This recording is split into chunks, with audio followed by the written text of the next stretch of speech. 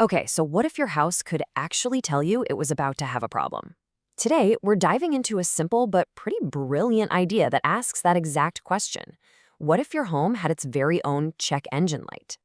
You know the feeling, right? We've all been there. It's late on a Sunday night, you've just loaded up the fridge with groceries, and then complete silence. Your refrigerator has just decided to give up. It's that universal moment of panic, and it always seems to happen at the worst possible time, doesn't it? Well, it turns out this isn't just a case of bad luck. There's actually a name for this hidden cost of being a homeowner. It's called the breakdown tax. It's that extra premium we all end up paying for being reactive instead of proactive. And believe me, that tax is steep. An emergency repair costs a staggering 3 times more than a scheduled one. That simple $200 fix that could have been handled last month can easily spiral into a $1,500 catastrophe when you let a system run until it completely dies. And hey, the cost isn't just about the money, right? Think about all the stress and the hassle. On average, you're looking at 4 days and 15 frantic phone calls just to find a technician you can trust. That's time and energy you are never, ever getting back. Okay, so we've got this problem that's expensive, it's stressful, and it feels, well, totally unavoidable. But what if it wasn't? This is where this really cool idea of a check engine light for your entire house, developed by a company called Prescient, comes into play.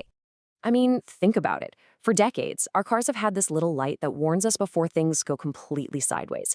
Yet our homes, which are just packed with complex, expensive systems, are basically running completely blind. This concept applies that same simple, powerful warning system to everything from your furnace to your washing machine. So this isn't some gadget you just buy off the shelf. It's a full-on service you subscribe to called Appliance Assurance. For a monthly fee, the system actually predicts failures and then automatically books a repair, often weeks before you would have even noticed anything was wrong. You're not just buying a sensor, you're buying peace of mind. Okay, so how does this whole thing actually work? Well, the tech is surprisingly elegant, and it breaks down into this great 3-part analogy. The system has ears, a brain, and hands.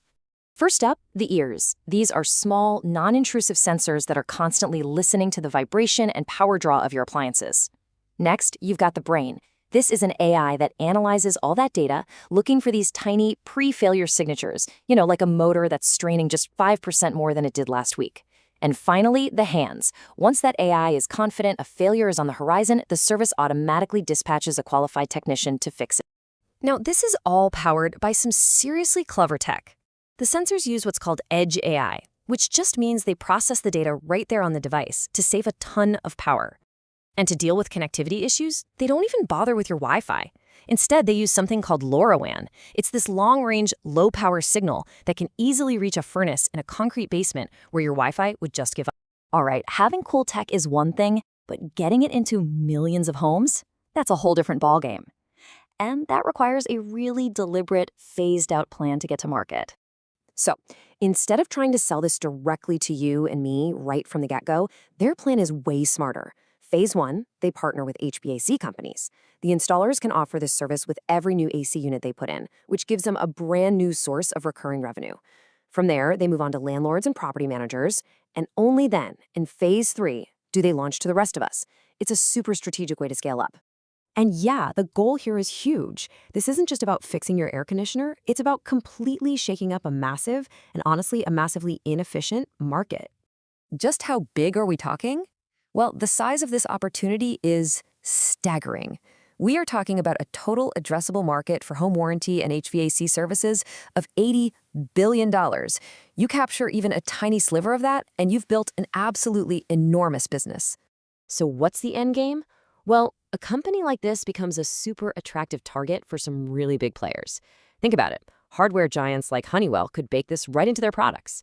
The smart home leaders like Google or Amazon could add it as a new premium service for their platforms.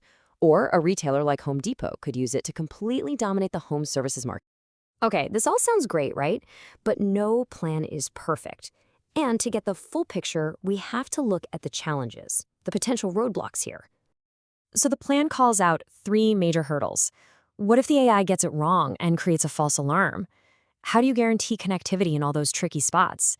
And where in the world do you find enough technicians to meet the demand? For each one of these risks, there's a clear mitigation strategy in place. All right, let's zoom in on the biggest one, false alarms. Because if you send a technician to fix something that isn't broken, you've just destroyed all the trust you were trying to build. The solution is actually really smart and practical. In the early days, every single alert gets reviewed by a human expert before a call is ever made. This builds that crucial trust while also letting the AI learn and get smarter over time. So when you boil it all down, what this really is a fundamental shift. It's about moving away from the chaos of an expensive emergency and towards the calm of a predictable and ultimately cheaper service. It's about getting rid of that breakdown tax once and for all. And that leaves us with a really fascinating thought to chew on. Yeah, this starts with our homes, but where does it stop? What if everything in our lives, from our cars to the city's infrastructure, could tell us it needed help long before it actually broke? What would a world without any surprise failures actually look like?